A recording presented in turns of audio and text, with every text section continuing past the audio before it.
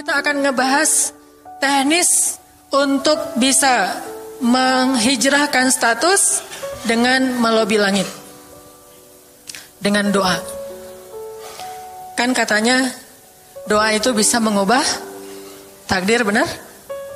Benar gak tuh? Allah yang mengubah takdir dengan doa.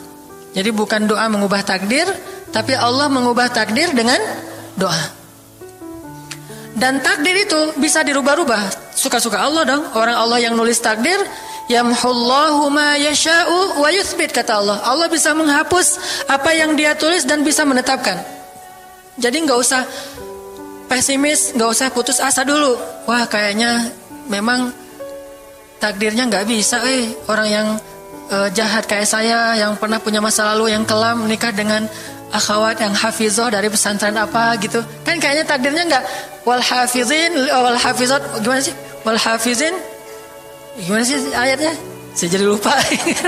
Orang yang soleh, orang yang menjaga diri dengan orang yang menjaga diri, orang yang soleh dengan orang yang soleh. Atau ibin litoyibat, maaf. Atau ibin litoyibat. Orang yang baik ketemu orang yang baik. Tapi kan saya mah orangnya udah keburu gak baik duluan. Sekarang lagi belajar jadi orang baik, tapi belum baik-baik amat. Sedangkan dia mah udah terpelihara dari dulu. Kayaknya kita mah gak sekufu, gak selevel, beda dunia. Yang satu dunia putih, satu dunia hitam. Ini gimana nih gak ketemu nih. Takdirnya mungkin kita emang gak layak untuk dia, tetapi dengan doa Allah subhanahu wa ta'ala berkuasa untuk mengganti takdir. Makanya malam ini kita akan belajar tentang bagaimana menggunakan jalur langit untuk bisa mendapatkan hajat kita. Baik menikah, dapat kerjaan, punya anak, dan keajaiban-keajaiban lain yang bisa kita dapatkan kalau kita tahu cara menggunakan jalur langit. Sebelum kita masuk materi itu, yuk kita tilawah bareng-bareng ayat yang standar lah tentang doa. Udah pada tahu kan?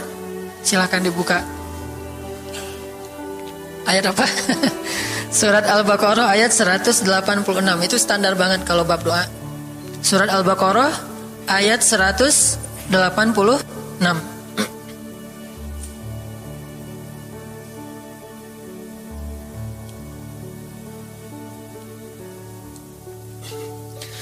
A'udzu billahi minasy syaithanir rajim.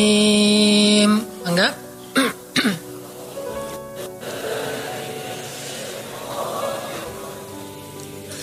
Bismillahirrahmanirrahim.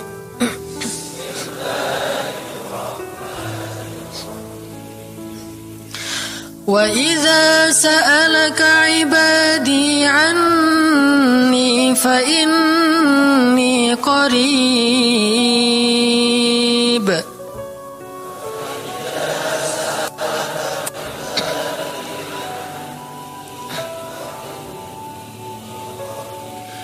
Ujibu da'watad da'i idza da'an.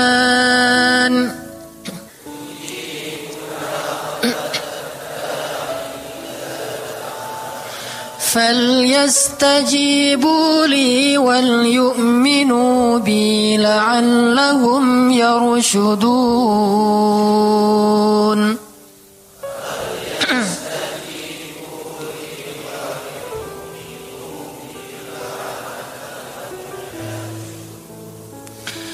Dan apabila hamba-hambaku bertanya kepadamu tentang aku, maka jawablah bahwasanya aku dekat. Aku mengabulkan permohonan orang-orang yang berdoa kepadaku apabila dia memohon kepadaku. Maka hendaklah mereka memenuhi segala seruanku dan hendaklah mereka beriman kepadaku agar mereka selalu berada dalam kebenaran. Shadaqallahul azim. Teman-teman yang dirahmati Allah subhanahu wa ta'ala, ayat ini adalah ayat, kalau kita kasih judul, ayat ini tuh janji Allah kepada orang yang berdoa.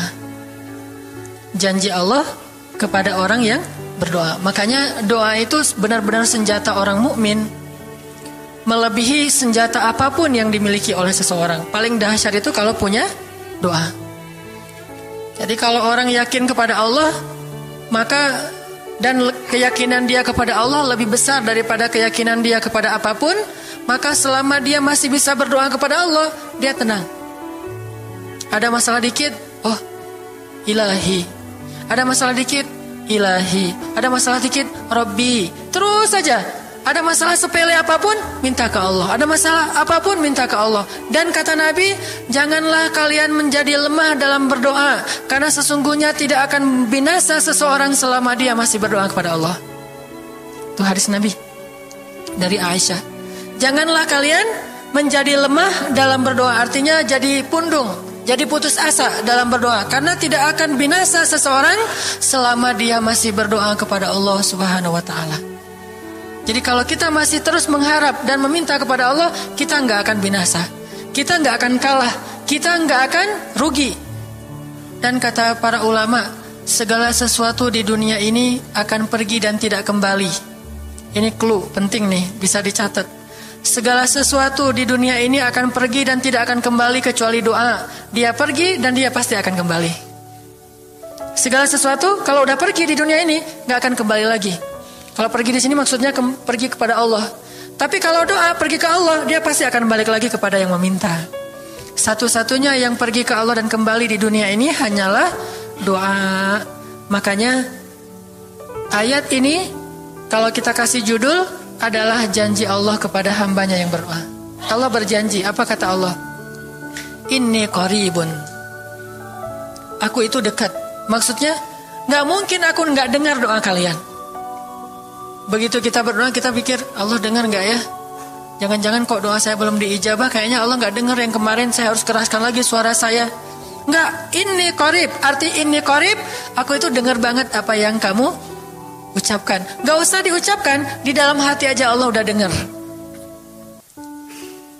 Siapa yang pernah berdoa di dalam hati terus langsung Allah ijabah?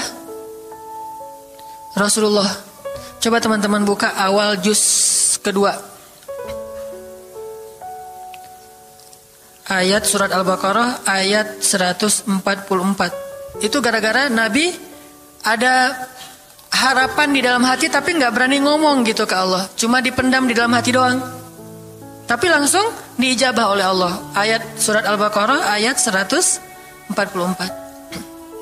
Allah berfirman, قد نرى تقلب وجهك في السماء فلنولينك قبلة ترضاها فول وجهك شطر المسجد الحرام وحيث ما كنتم فولوا وجوهكم شطره وإن الذين أوتوا الكتاب ليعلمون أنه الحق من ربهم وما الله بغافل عما يعملون. Jadi ceritanya orang Yahudi suka menghina kaum muslimin gara-gara orang Islam kalau sholat waktu itu masih menghadap ke Al-Aqsa, Palestina. Jadi kata orang Yahudi itu, lihat orang Islam mah fake, suka niru. Kita sholat menghadap Al-Aqsa, mereka sholat menghadap Al-Aqsa. Berarti agama mereka itu adalah agama yang meniru agama kita, nggak original. Sering diperolok-olok, setiap kaum muslimin sholat dihina sama mereka. Akhirnya Nabi ngerasa sedih. Wah, gimana ya caranya? Sehingga setiap sore Nabi berdiri di suatu bukit, kemudian lihat ke langit. Cuman gak ngomong, gini aja ke langit. Membatin. Bayangin, pernah gak teman-teman membatin ke Allah? Ini yang harus kita coba lakukan. Belajar membatin kepada Allah. Itu romantis banget. Jadi duduk sendiri, Allah, ngomong gitu dalam hati. Dan yakinlah ini qarib, Allah tuh dengerin. Jangan pikir saya kayak ngomong sendiri, kayak orang kurang waras. Enggak, Allah itu mendengar. Jadi kita batin aja sama Allah, ngomong dalam hati, ya Allah, saya tuh lagi gini, ada masalah. Ngomong dalam hati kita, please Allah, please, gitu ya. Nah, itu kalau kita membatin, inni qaribun wa asirru qaulakum aw ijharu bih innahu alimun bidzatis sudur. Jadi Nabi nggak enak mau ngomong, ya Allah tolong dong pindahin kiblat dari Masjidil Aqsa ke Masjidil Haram. Soalnya daripada dikata-katain melulu sama orang Yahudi, mau ngomong kayak gitu tuh nggak enak sama Allah. Malu Rasul ke Allah. Masa kiblat aja minta dipindahin. Akhirnya Nabi cuma ngelihat ke langit aja tiap hari. Udah selesai pulang. Besok lihat lagi ke langit. Turunlah ayat ini. Sesungguhnya kami telah melihat bagaimana kamu selalu menengadahkan wajahmu ke langit. Maka kami palingkan kiblat ke arah yang kamu sukai. Coba lihat. Turun wahyu untuk merespon doa Nabi yang bahkan belum diverbalkan. Belum diucapkan dengan kata-kata, tapi Allah udah ngerespon. Ini kan keajaiban doa nih. Cuman kita seringnya ngerasa udah minta berkali-kali kok nggak dikasih-kasih. Kita belajar sekarang. Rasul nggak usah minta pakai verbal, cuman membatin doang dalam hati, Allah udah ngasih. Pernah nggak teman-teman ngerasa kayak gitu? Ada kepengen sesuatu, tiba-tiba terwujud. Pernah kan? Tapi kepengennya yang baik-baik. Pengen misalnya, aduh, saya pengen banget umroh. Cuman mau ngomong kayak gitu mah, saya mah orangnya kayaknya nggak mungkin bisa umroh kalau ngandalin harta. Orangnya nggak mampu, kerjanya juga pas-pasan, gimana mau umroh untuk makan aja susah. Tapi pengen banget dalam hati kita. Dan itu rindunya tuh rindu banget. Setiap kali ngelihat video atau tayangan di TV tentang umroh dan haji, menitikkan air mata. Saking kangennya ke Baitullah. Allah tahu itu dalam hati kita. Tiba-tiba ada jalan, ada aja jalannya. Dan bisa dikasih sedekah, bisa juga hadiah, bisa juga door prize, bisa juga macam-macam. Pokoknya ada jalan aja, tiba-tiba bisa umroh. Dan saya sering banget membawa orang umroh. Di antara jamaah itu selalu ada 1 atau 2 orang yang umrohnya itu miracle, keajaiban dari Allah. Ketika saya cari tahu alasannya apa, ternyata emang dia dari dulu pengen banget umroh, cuman nggak bisa ngandelin hartanya. Allah kasih jalan yang lain. Bukankah Allah itu memampukan yang diundang, bukan mengundang yang mampu? Kan itu yang sering kita dengar kan? Allah tidak mengundang yang mampu, tetapi memampukan yang diundang. Kalau udah Allah undang, pasti mampu. Kalau Allah nggak ngundang, walaupun dia mampu nggak akan bisa. Jadi Allah bukan mengundang yang mampu, tetapi memampukan yang diundang. Sehingga kita kalau hati kita kayaknya pantas diundang, Allah undang tuh. Begitu juga dalam urusan rezeki. Aduh, saya pengen kerjaan yang kerjaannya itu lebih halal, lebih nyaman, bisa sholat berjamaah tepat waktu, ada waktu juga buat keluarga, bisa juga berdakwah ke teman-teman. Akhirnya membatin kita itu karena kuat banget, Allah wujudkan. Ini artinya Allah qaribun, Allah maha dekat. Sehingga kalau kita pengen doa kita itu powerful, belajar dari as-siqah billah. Tips pertama adalah as-siqah billah. Percaya deh sama Allah. Percaya sama Allah. Jangan berdoa dengan ragu-ragu. Kayak kita datang kepada seseorang untuk minjem duit, tapi kita ragu. Dia nih kayaknya orangnya susah kalau dipinjemin. Kalau minta dipinjemin gitu. Ini saya lagi ada masalah dikit nih. Boleh minta bantu nggak? Apa? Gimana ya ngomongnya? Susah ngomongnya tuh ragu-ragu gitu kan ya. Akhirnya kita ngomongnya tuh nggak enak, nggak nyaman, membuat dia juga ngasih ke kita juga ragu-ragu. Akhirnya nggak nyaman tuh hubungan kita sama dia. Tapi kalau kita yakin banget sama dia orangnya baik, kalaupun dia nggak ngasih dengan cara yang kita minta, kita yakin bahwa dia tuh pasti akan nolong kita.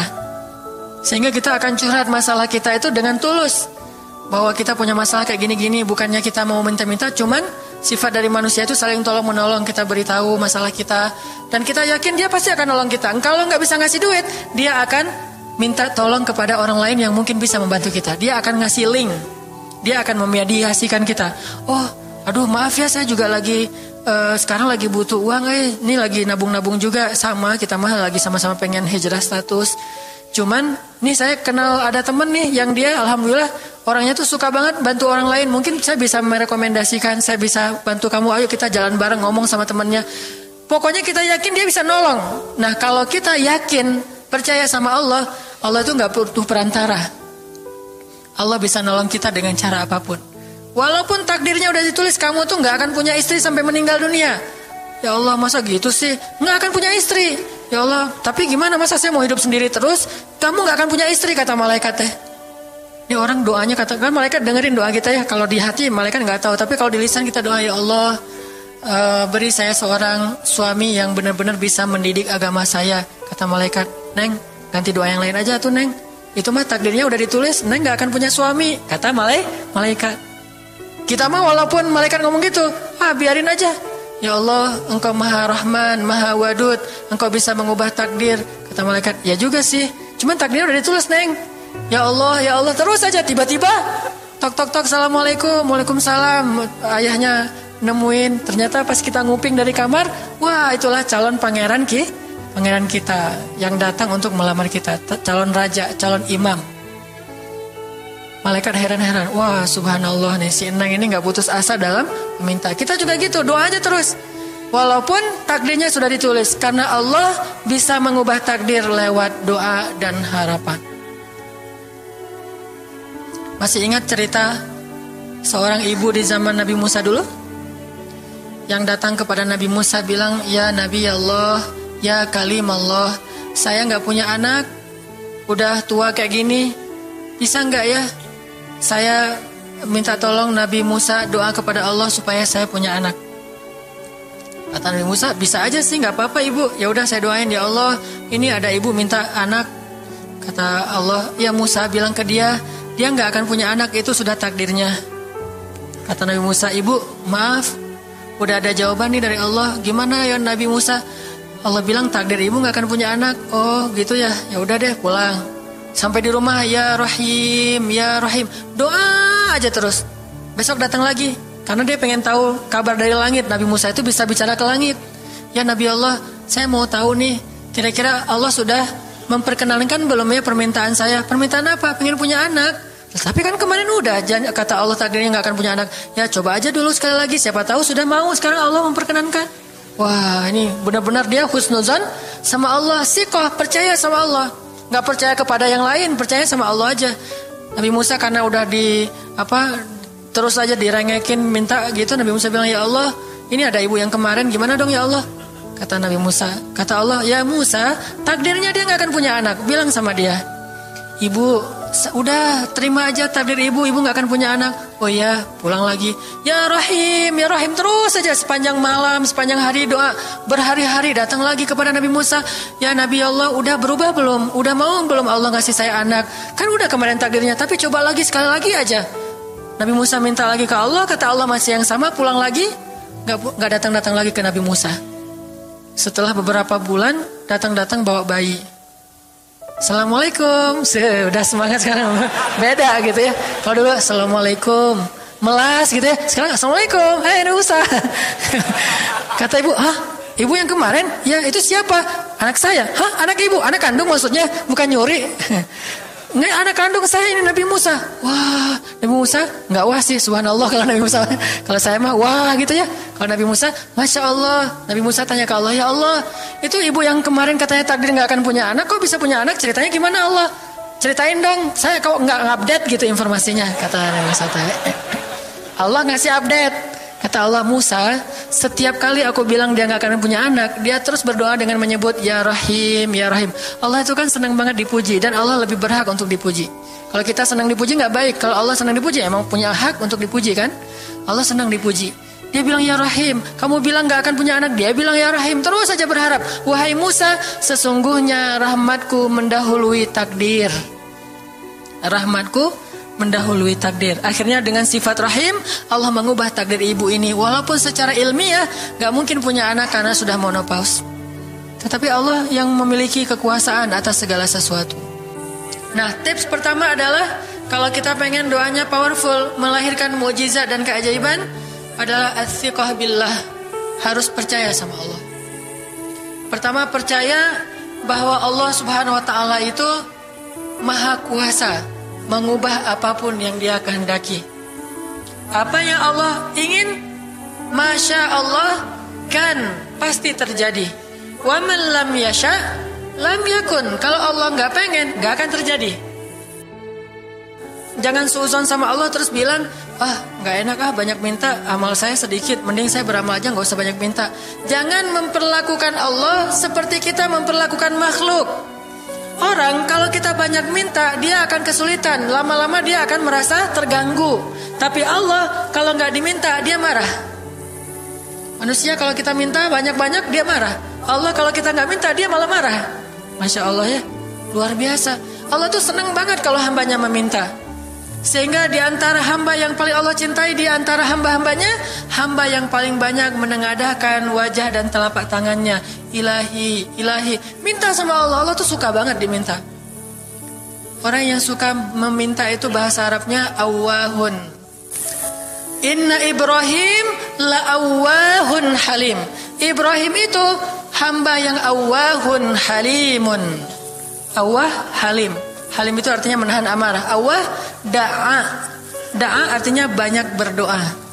Kalau da' itu berdoa. Kalau da'a senang banget doa. Ada masalah dikit, ilahi, Rabbi, ngadu aja ke Allah, manja gitu. Dan Allah tuh senang banget dengan hamba yang kayak gitu.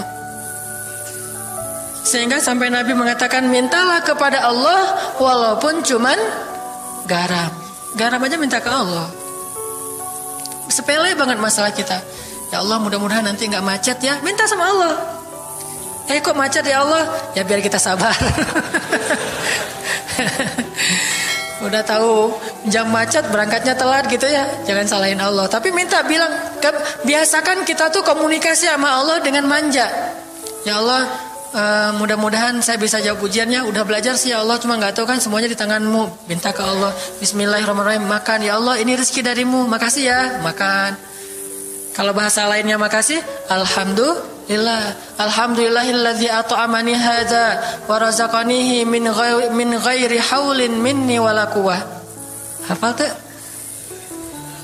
Kalau nggak hafal, udah aja bismillah lah. Alhamdulillah gitu. Bismillah ya Allah, masya Allah ini rezeki darimu. Udah selesai makan, udah sendawa gitu. Alhamdulillah, Allah baik banget. Ngomong sama Allah, sering-sering komunikasi sama Allah. Dan Allah itu wa huwa ma'akum aina ma kuntum. Dia bersama kalian dimanapun kalian berada. Bersama ya, bukan ada. Kalau ada itu beda. Allah di mana-mana itu beda. Tapi Allah bersama kalian itu artinya Allah melihat, Allah mendengar, Allah menyaksikan, Allah mencatat, Allah maha menilai bersama kita. Kalau ada, dia bertempat. Sehingga nanti kalau ada anak bilang, "Mah, Allah di mana?" Allah ada di mana-mana, Dek. Tadi dia malah karena cerdas, kalau gitu di WC juga ada, kan nggak boleh kan? Ini jawaban yang keliru, kurang filsafat. Allah itu bukan ada di mana-mana. Allah bersama kita dimanapun kita berada. Itu beda. Kalau bersama, ma'iyah artinya Allah melihat, menyaksikan, mendengar, menghargai, dan terus memelihara dimanapun. Sehingga nggak usah khawatir bahwa ini mah nggak di masjid, nggak apa-apa. Selama bukan di tempat yang najis, seperti di kamar mandi atau di mana yang tempat-tempat yang nggak boleh, kita itu mah nggak. Tapi yang di tempat yang umum, di pasar, di jalan, lagi di kendaraan, di dalam masjid, di luar masjid, Allah, ilahi, Rabbi. Kalau perlu lebih manja lagi, pakai irama dikit, Allah gitu. Kayak orang manggil temennya gitu. Atau kita miss call Allah dulu. Ya Allah, udah nggak ngomong apa-apa. Itu miss call. Miss call Allah. Ngapain miss call? Caper, kangen sama Allah. Allah gitu lagi. Itu zikir kan? Allah, Allah, Allah. Kata Allah, ada apa hambaku? Allah lagi terus saja Allah. Di miss call berkali-kali, pas Allah buka, wah 100 miss call. Allah 100 kali zikir. Udah 100 kali miss call, Allah yang telepon balik. Ada apa hambaku? Wah, ditelepon sama Allah. Lewat kejadian-kejadian hidup, tiba-tiba ada kejutan dari Allah. Langsung bilang sama Allah, thanks Allah. Kan romantis tuh sama Allah. Jangan cuma sama cewek doang bilang thanks, segala macam bahasa-bahasa yang keren. Sama Allah juga harus keren. Tapi setelah thanks, alhamdulillah, karena itu yang paling baik. Intinya harus percaya sama Allah. Allah tuh senang banget didoain. Kita berdoa kepadanya gitu. Allah tuh senang. Terus makna percaya sama Allah juga, kita percaya bahwa Allah itu nggak akan ngecewain orang yang berdoa. Ujibu da'watad da'i idza da'an. Aku pasti mengijabah doa hamba-hamba yang berdoa kepadaku. Enggak usah khawatir, pasti diijabah. Tapi kok masih belum aja Ustadz? Nah, kita harus belajar apa itu makna diijabah. Jangan-jangan Allah udah mengijabah, kita nggak ngerti. Kayak ada analogi tentang orang yang tenggelam, terus dia meninggal sambil menuduh Allah, Allah kok nggak nolong saya? Bukankah aku sudah mengirim pelampung? Jadi pelampung itu cara Allah menolong kita. Kita berharap ditolongnya tiba-tiba selamat aja di pantai. Nggak kayak gitu. Allah punya cara. Sehingga kita harus belajar memahami maksud Allah. Allah maksudnya apa? Di antara cara Allah mengijabah, kata para ulama, satu, Allah mengijabah persis seperti yang kita minta.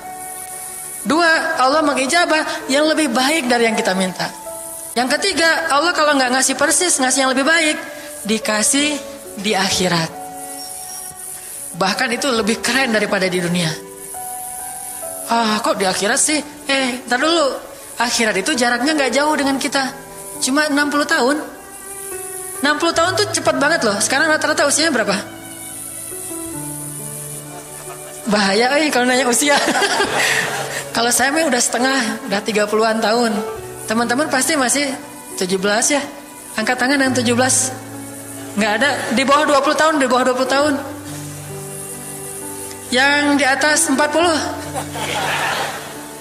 Nggak berani angkat tangan, ada sih. Artinya waktu 60 tahun itu nggak lama, sebentar doang. Jadi analoginya gini, kita lagi kuliah, pengen nikah. Terus kita naksir sama seorang cewek cantik banget.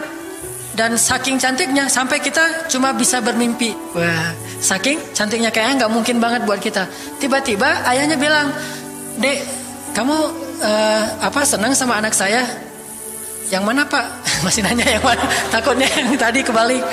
Ini yang lagi yang lagi kuliah yang namanya si Fulanah misalnya. Sebutlah namanya Nisa apa gitu ya. Terus dia bilang, "Boleh, Bapak setuju kamu nikah sama anak saya, tapi ditunda dulu sampai kamu lulus kuliah." Kita seneng gak tuh? Sampai lulus kuliah, gak apa-apa. Masa kita bilang, gak mau Pak kalau lulus kuliah, mending gak usah deh, saya mau yang sekarang. Pasti gak gitu kan? Karena kita tahu ini cantik banget, keren banget, soleha banget, idola banyak cowok-cowok di kampus, dikasih buat kita. Syaratnya cuma satu, tunggu lulus kuliah 4 tahun lagi. Pasti kita akan sabar banget menanti tuh. Gak mungkin kita bilang, "Pak, Bapak kalau nawar yang serius dong, 4 tahun mah lama tuh Pak." Yang kedua, tips supaya doa kita powerful. Kalau doa sama Allah itu yang romantis. Bahasa Arabnya munajat, curhat sama Allah. Dan doa itu ibadah, bukan sekedar permintaan, bukan cuma request, tapi ibadah. Jadi kalau orang rajin doa sama Allah itu akrab sama Allah. Dan kalau akrab jadi romantis sama Allah, enak gitu, hubungannya dengan Allah tuh adem banget, nyaman banget. Pas dia berdoa, "Ilahi," gini ngomong kayak Nabi Zakaria yang tadi di surat Maryam pas sholat rakaat kedua. Apa kata Zakaria? Ini bentuk curhatnya Zakaria. Qala rabbi inni wahana al-'azmu minni washta'ala ar-ra'su shayba wa lam akun bidu'aika rabbi syaqiyya. Nabi Zakaria doa romantis, suaranya pelan. Wadhkur fil dzikru rahmati rabbika 'abdahu Zakaria idz nada rabbahu nidaan khafiyya. Zakaria tuh kalau doa tuh lirih banget suaranya. Lembut banget. Jadi duduk sendiri, "Ilahi ya Allah." Bersenandung seperti Nabi Daud. Romantis sama Allah, bukan "Ya Allah." Itu mah doa khusus untuk perang itu mah. Doain Palestina, doain Suriah itu harus tegas. Kayak Nabi kalau berdoa itu dengan menelunjuk. Kadang Nabi mengangkat tangan, kadang Nabi mengangkat kedua tangan sampai tinggi, kadang Nabi nggak mengangkat tangan, kadang Nabi memakai telunjuk. Semuanya itu sunnah. Jangan kita saling debat masalah, "Oh nggak boleh angkat tangan." Kadang Nabi mengangkat tangan, kadang Nabi tidak mengangkat tangan, kadang Nabi malah menunjuk gini. Kalau urusannya bab perang, biasanya gini, "Ya Allah, ya Allah." Bukan nyuruh Allah ya.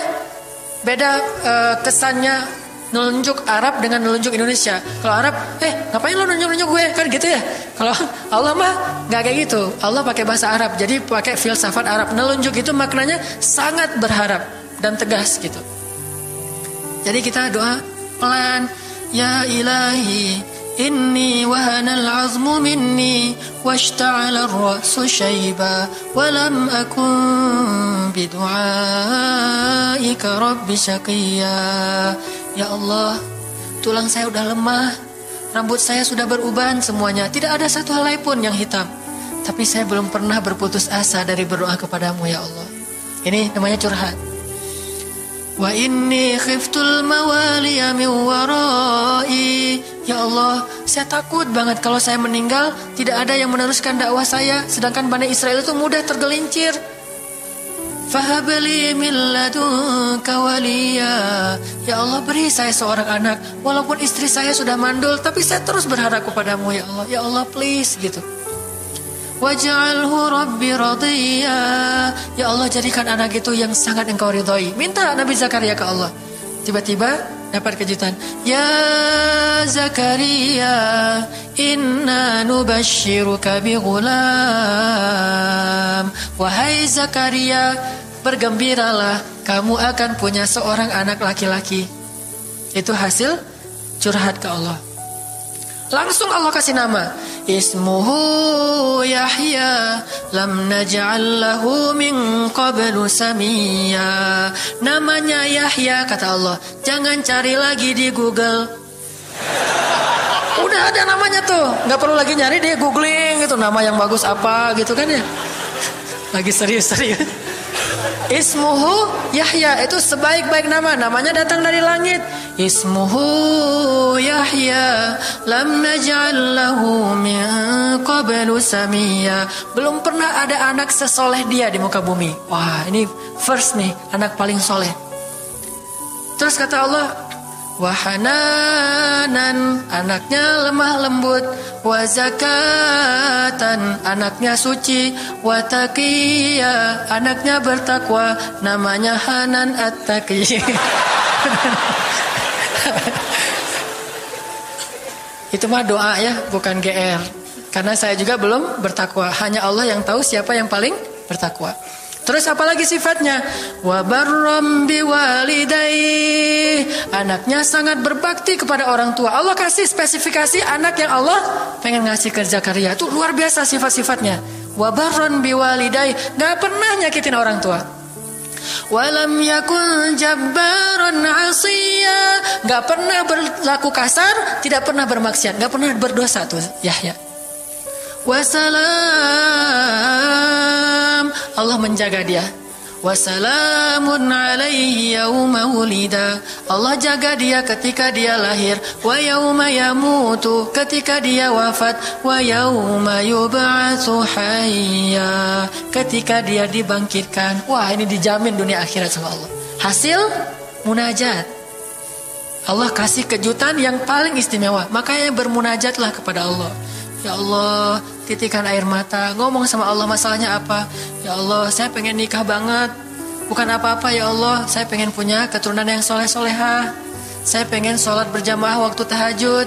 Saya pengen diimami oleh seorang imam yang baik bacaannya, yang soleh. Saya pengen mendidik anak saya berdua dengan pasangan saya. Saya pengen yang baik-baik, sebutin. Pengennya kita, hajat kita itu apa. Cuman ya Allah, saya kurang modal. Ngomong Allah kayak gitu. Gak apa-apa pakai gaya-gaya kita sendiri, gaya Sunda, gaya apa, bebas lah. Ya Allah, kurang modal banget, gimana nih ya Allah. Tapi kan engkau maha kaya ya Allah, bilang gitu.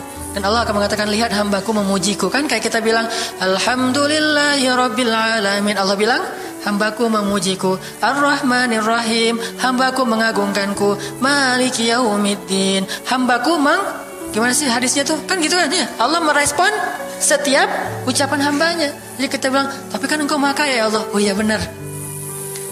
Cuman saya belum juga nemu siapa calonnya ya Allah. Tapi kan engkau maha tahu ya Allah. Oh iya. Nanti Allah tiba-tiba dalam mimpi disebutin gitu. Wah, jelas spesifikasinya, wajahnya kayak gini, senyum-senyum ke kita di dalam mimpi gitu ya. Terus kasih kartu nama. Pas kita bangun ternyata kartu namanya ada di tangan kita. Cie, kayak di film. Bisa gitu. Tiba-tiba ke save di HP kita ada nama yang saya perasaan nggak pernah nge-save nomor ini deh. Malaikat yang nge-save. Itu semuanya mukjizat dari Allah. Nggak usah khawatir. Allah punya cara. Tadi mah walaupun herai, tapi sebetulnya pesannya adalah Allah itu punya banyak cara untuk menolong hambanya. Tidak usah kita atur gimana caranya. Bukan kita yang mengatur caranya, kita hanya bermohon kepada Allah. Allah yang punya sekian banyak cara. Allah bisa pakai cara ilmiah, bisa cara yang tidak ilmiah, bisa cara yang berlawanan dengan ilmiah. Ilmiah itu kan ciptaan Allah. Jadi jangan mengukur dengan logika kita. Tapi mengikhtiar dengan logika kita harus.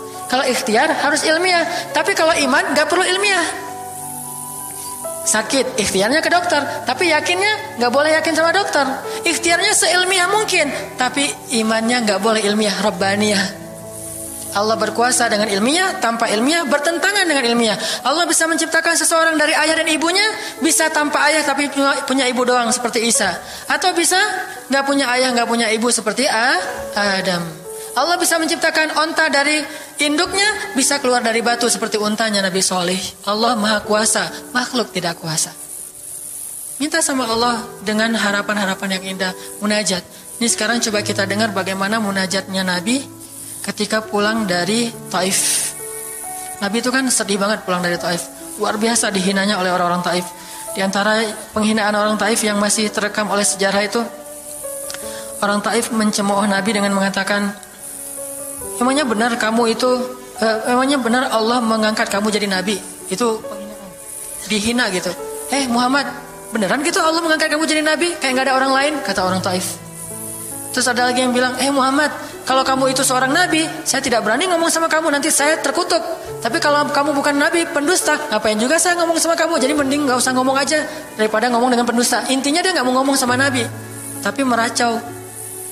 Dia bilang, kalau kamu nabi, kalau saya berdebat kamu, saya akan dikutuk. Kalau kamu bukan nabi, berarti kamu pendusta. Ngapain juga saya berdebat sama kamu, menghina. Ada yang bilang, hei Muhammad, pergi kamu, jangan dekat-dekat dengan kampung kami. Disuruh anak kecil mengusir Nabi. Bayangin, bagi orang semulia Rasulullah diusir oleh anak kecil, dikejar-kejar pakai batu kerikil, dilemparin. Itu luar biasa, berat banget perasaan beliau. Sama anak kecil, sama perempuan, sama budak-budak. Yang laki-lakinya tuh hanya bersorak di belakang. Perempuannya, bagi orang Arab, dihina oleh perempuan. Itu luar biasa penghinaannya. Makanya di Mesir, pengalaman saya ketika di Mesir, orang Mesir itu paling takut sama cewek. Di pasar kalau ada ibu-ibu yang belanja, Mang, bungkusin yang ini. Dibungkusin. Gak jadi deh, yang itu aja. Bungkus lagi. Kayaknya, gak jadi yang itu aja. Sampai 3 kali, si emangnya gak boleh marah. Kenapa? Cewek. Itu di Mesir tuh. Kalau di kita, wah udah habis itu. Gak usah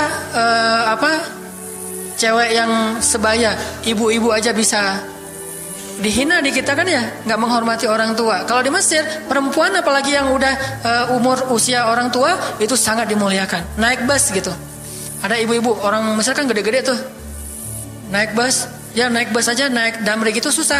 Akhirnya barang-barangnya pada diambil sama orang-orang di dalam. Dia naik sendiri, bismillah, masya Allah, gitu-gitu orang Mesir teh kalau lagi naik damri. Pas sudah di atas, semua orang berdiri mempersilahkan dia pilih tempat duduk yang mana.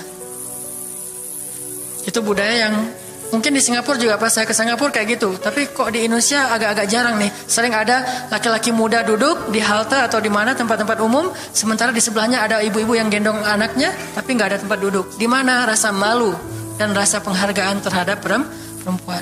Makanya kalau sampai seorang ribut dengan perempuan di tempat umum, itu di Mesir aib banget. Jadi kalau kita ramai sama seorang cewek atau seorang ibu-ibu di tempat umum, pasti orang-orang Mesir akan marahin kita, nggak marahin dia, walaupun dia yang salah. Ya aib kata orang Mesir. Aib jangan kayak gitu, aib jangan kayak gitu. Tapi kalau kita berantemnya sesama laki-laki, dia akan bilang sallu ala nabi, salawatlah kepada nabi. Kayak gitu cara mendamaikan pertengkaran di Mesir. Dan menurut survei kecil-kecilan saya, orang Mesir itu paling sering bertengkar di bus kalau lagi bulan puasa, lapar soalnya. Itu sering banget, asal bulan puasa ramai di bus. Wah, orang Mesir kan suaranya kencang ya, kayak singa gitu. Wah, ramai di jam 2 orang. Akhirnya yang lain bilang sallu ala nabi, langsung sallallahu alaihi wasallam. Lagi. Tapi dia sempat salawat dulu. Kalau di kita kan apaan sih, nggak ada hubungannya juga, nggak nyambung, keles gitu. Kalau di Mesir mereka paham, kalau dibilang nabi langsung mereka menghargai sallallahu alaihi wasallam, terus marah lagi. Ya amin, sallu ala nabi sallallahu alaihi wasallam. Lagi. Kadang-kadang saking marahnya sallu ala nabinya sambil marah sallallahu alaihi wasallam, saya bilang juga. Jadi sampai ada yang bertengkar 2 orang disikapin dengan bijak. Orang Mesir kalau marah tuh suka bilang keledai.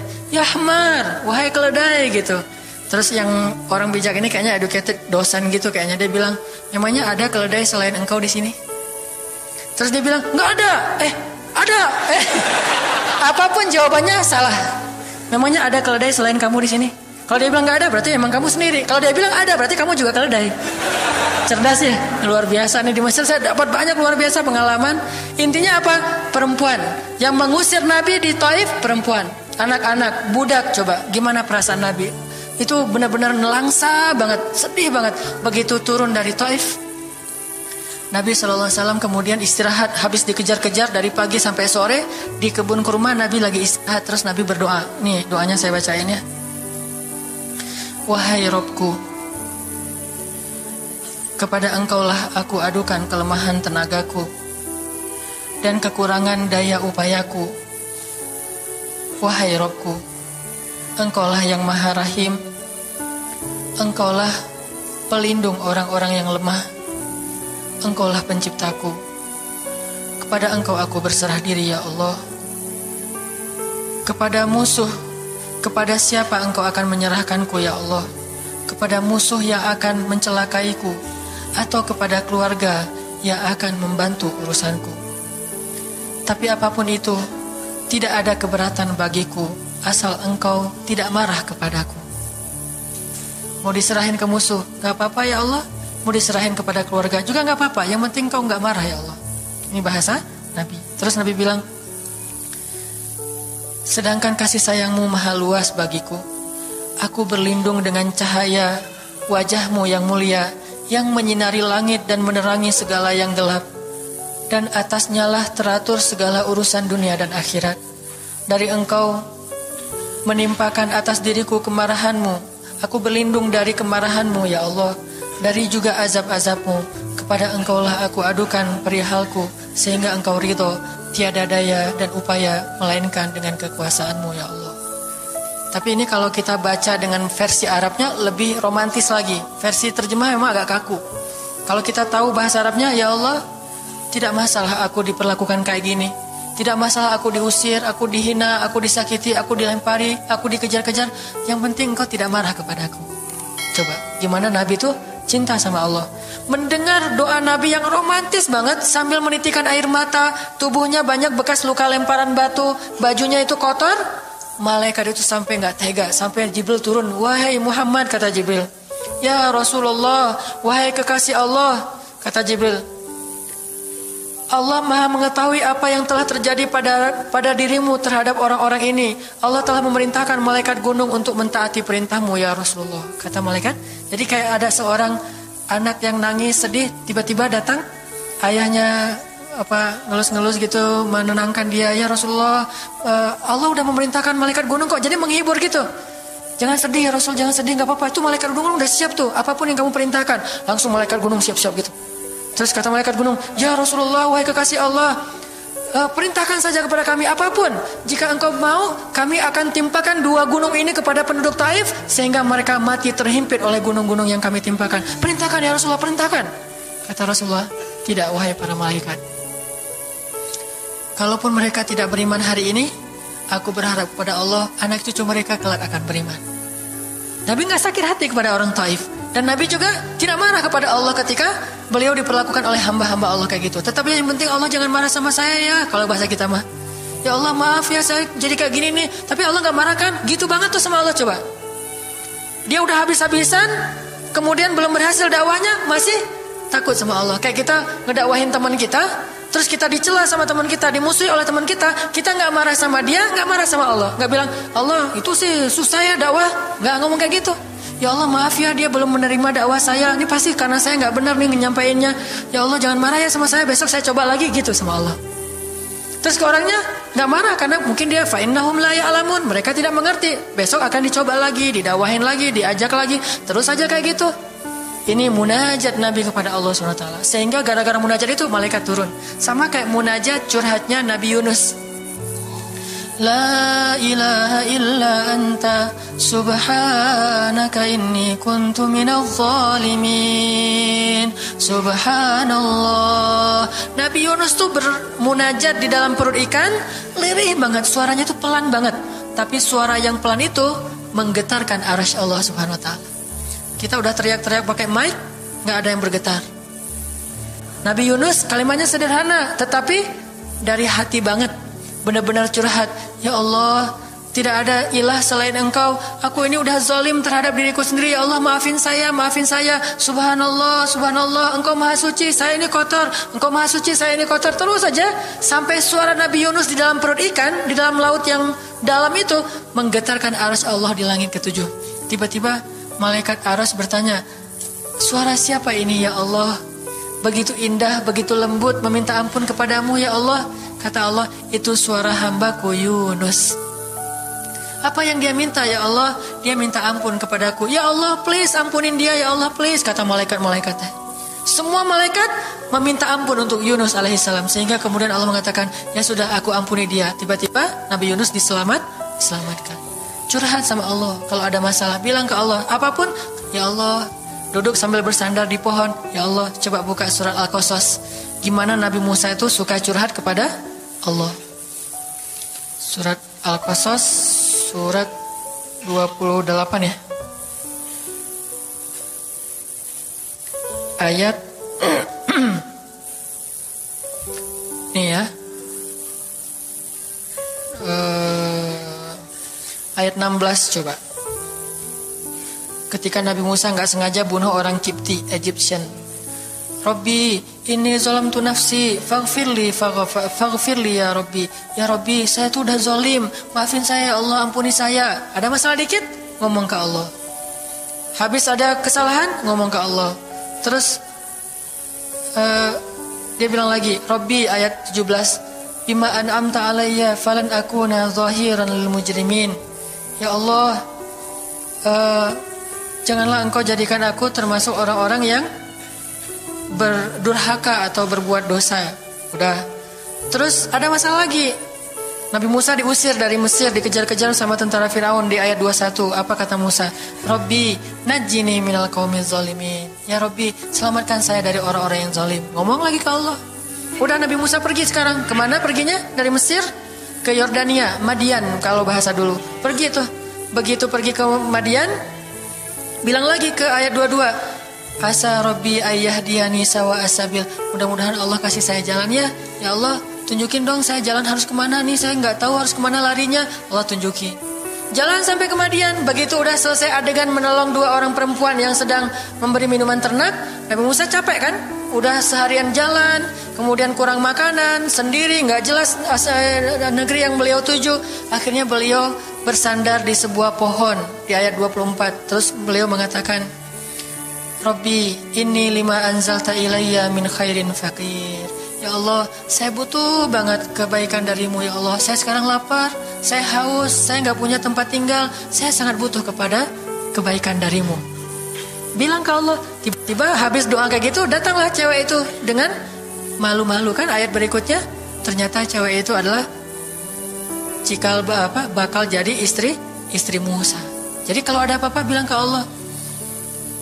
Gak sengaja ngelihat Instagram, oh ada yang cantik, Rabbi, yang ini nih, yang saya gak sengaja gitu. Tapi jangan dikepoin ya, dan jangan terlalu lama ngelihatnya, sekilas saja. Atau minimal kalau nggak yang ini, yang kayak gini, ya Allah, ya Allah, gitu. Ngomong nanti ketika selesai sholat. Makanya banyak-banyak doa sama Allah. Dan yang romantis, yang lembut, banyak-banyak berzikir. Jadi sebelum doa itu tasbih dulu. Tasbihnya dengan bahasa yang kita nyaman. Subhanallah, subhanallah boleh. Atau dinyanyikan juga nggak masalah dengan suara yang baik. Bukankah Nabi menyuruh kita menghiasi Al-Quran itu dengan suara kita? Dan diantara isi Al-Quran adalah zikir. Kita bisa bilang Subhanallah, Subhanallah, Subhanallah. Coba kayak gitu malam hari sendiri. Pasti orang yang lewat dekat rumah kita bakalan lari gitu ya, dikirain ada soal. Malam hari zikir di kos-kosan gitu, pada teman-teman pada kabur semuanya. Dikirain ada yang gentayangan.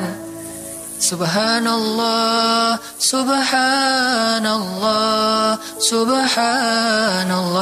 Jadi kalau teman-teman bersiul, bersiullah dengan zikrullah. Daripada kita bersiul dengan lagu-lagu yang misalnya hanya irama biasa kan ya.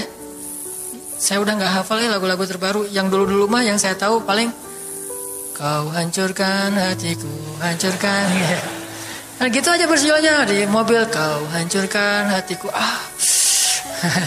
Mending kita subhanallah, subhanallah, subhanallah, subhanallah, subhanallah, subhanallah. Biasain aja bersiul dengan nama Allah. Itu namanya miss-callin Allah.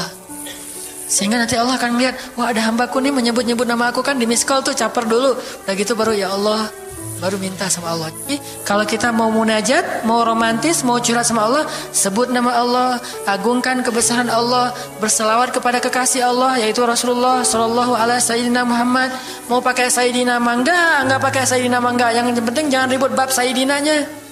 Mau doa aja, enggak ada tuh sayyidina, ramai kan? Enggak berdoa ada jadi debat kan ya, komen, udah aja enggak masalah. Mau pakai sayyidina mangga, enggak pakai sayyidina juga enggak masalah, tergantung mazhab. Ada yang nyaman harus pakai sayyidina karena saya cinta sama Rasulullah. Ada yang nyaman saya justru karena cinta sama Rasulullah gak mau nambah-nambah, kayak gimana Nabi mengucapkan aja, mangga. Yang penting salawat. Allahumma sholli ala Muhammad, Allahumma sholli ala sayyidina Muhammad. Baru minta, ya Allah saya lagi ada masalah gini nih ya Allah, sebutin, curhat sama Allah. Dengan demikian doa kita akan diijabah insyaallah. Tapi ini baru berapa nih? Baru 2 ya. Ada beberapa tips untuk doa yang powerful. Insya Allah ini akan kita lanjutkan pada pertemuan yang akan datang. Gak usah terburu-buru, yang penting bisa diamalkan.